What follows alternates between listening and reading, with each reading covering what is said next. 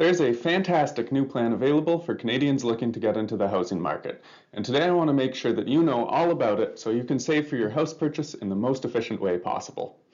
When the First Home Savings Account was originally announced, I thought, no way are they going to go through with this. It's way too good to be true. But here we are. It's now available, and it's even had some enhancements since its unveiling to make it even better.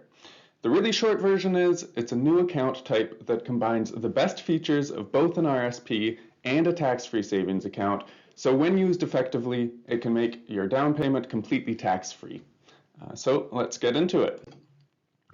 Eligibility to get a first home savings account is quite simple. You have to be between the ages of 18 and 71.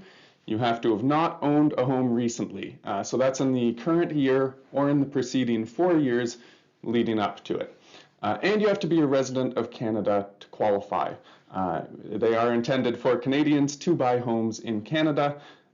So, as we'll see, there are some other options as well if that doesn't end up working out. But when you do qualify, the benefits are huge. First huge benefit is that contributions are tax deductible, like with an RSP, meaning that any money you put in, your taxable income for the year is reduced by that amount. So for most people, if they contribute $8,000, which is your annual limit, you'll get something in the range of $1,500 to $4,000 back in upfront savings when you file your tax return. So like I mentioned, there's an annual limit of $8,000 and a lifetime limit of $40,000 for contributions. So if you want to completely use up your room, it will take at least 5 years to do so, or you can take longer if you wish. And spouses can each have one and then use them both on the same house. So you do get to double the benefit that way. One huge benefit too, while using your first home savings account, you do not impact your RSP or your tax-free savings account room. This is a brand new account type with its own limits. So that's really important. With regards to those limits, you can carry forward some of your contribution room to the next year, but only up to $8,000 and only once the plan is actually opened. So if you don't open one this year, your room next year is still just the $8,000 limit. If you did open one this year but didn't contribute anything, you get to carry forward $8,000 to next year, and next year contribute $16,000. So the details on that are a little bit tricky. The other thing you can carry forward would be the actual tax deduction itself. If you wish, you don't need to use the deduction in the same year you make the contribution. You could hypothetically wait until a higher earning year and claim the deduction on a higher income when you're in a higher marginal tax bracket instead. So you've got your tax break on money going into the plan. The other massive benefit is that when you spend the money, as long as it's used to buy a first home, it's not taxed on the way out either, and neither is any growth in the plan.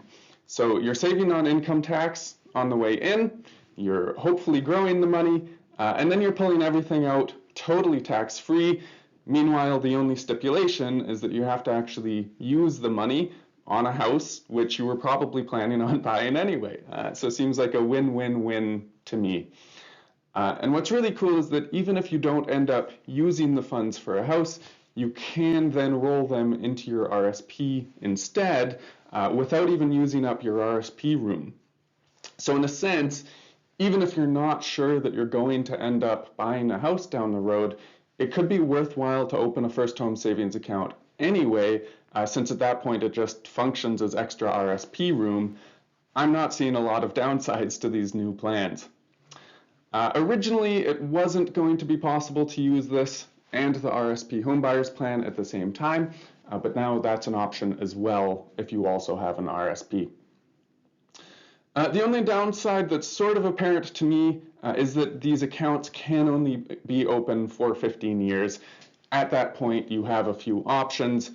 One, pull it out to buy a house, probably the best option, and that's probably what you were intending to do anyhow. Two, you could at that point roll it into your RSP without even impacting your RSP room, so that's also a really good option. Or three, you can just redeem the funds, but at that point you are taxed on them.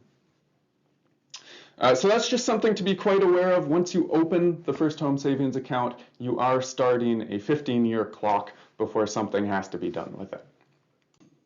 So I wanted to take a look at a really quick example here. I've got a couple here, Jim and Jane. Both of them earn a reasonably high income, and they're in the 38.3% marginal tax bracket. So Jim and Jane take advantage of the first home savings account. They each deposit $8,000 per year for 5 years. They invest the proceeds, or they invest the money, and they earn a 5% annual return on it. You fast forward 5 years, this couple has almost $93,000 available for their down payment. Within that money, they've received $30,632 back on their taxes, and they've earned another $12,831 in tax-free growth.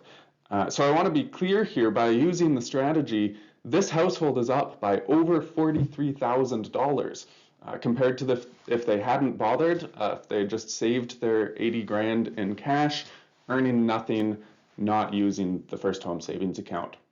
So that wraps things up for the first home savings account. Hopefully I've impressed upon you how great I think these things are. I'll be opening up one myself as soon as possible, and I would highly encourage other prospective home buyers to do the same. If you want to chat about your situation or you're interested in learning more, please feel free to reach out, and thanks for tuning in. Bye.